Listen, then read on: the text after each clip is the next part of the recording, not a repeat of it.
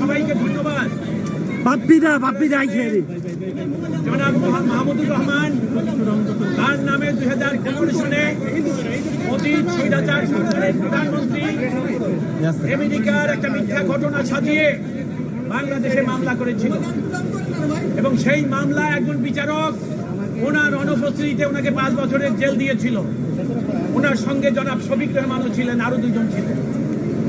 এবং এই মামলার ঘটনাস্থল আমেরিকায়, সেইটাকে কারসাজি করে বাংলাদেশে ঘটনাস্থল দেখিয়ে সেই মামলা করেছেন এবং জনাব মাহমুদুর রহমান এবং শফিক রহমানকে জেল দিয়েছে 5 বছরে। আর একটা সেকশন আছে 120P, যেটা এইডিং সেকশন, মূল অপরাধের সহযোগী অপরাধ, সেটাও তাকে 2 বছর, অর্থাৎ বিচার ব্যবস্থার কোন নিয়ম নীতিকে তারা তোয়াক্কা করে নাই। জনাব মাহমুদুর রহমান তাকে একবার হত্যা করার চেষ্টা করেছিল, জোর করে দেশ থেকে বের করে দিয়েছে। সেই মাহমুদুর রহমান স্বৈরাচার সরকার পতনের পর বাংলাদেশে আসছেন। আজকে তিনি স্বেচ্ছায় আদালতে এসেছেন। তিনি জেলে যেতে চেয়েছেন, জামিন চান নাই। আমরা আদালতের কাছে তার জামিনের প্রার্থনা করি নাই, তাকে জেলে পাঠাবার কথা বলেছি।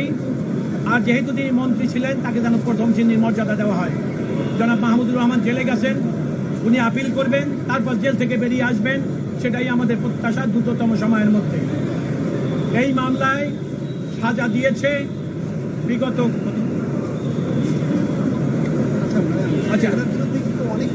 ওনার বিরুদ্ধে তিনি সারেন্ডার করেছেন, এখন তিনি জেলে গেছেন, বাকি মামলা অতি দ্রুত। এই আপনারা একটা ছবি দেখেন, এই ছবিটায় বিচার বিভাগ বিচারের সময় কতটা নিচে গেছে যে দেখা যাচ্ছে সজীব যে জয়ের পিছনে এই আদালত তিনি রায় দিয়েছেন আসাদুজ্জামান নদী, তার পিছনে হাঁটতেছেন। যদি ভিকটিমের পিছনে, বিচার প্রার্থীর পিছনে আদালত হাতে, পৃথিবীতে এরকম ঘটনা আর একটা নাই।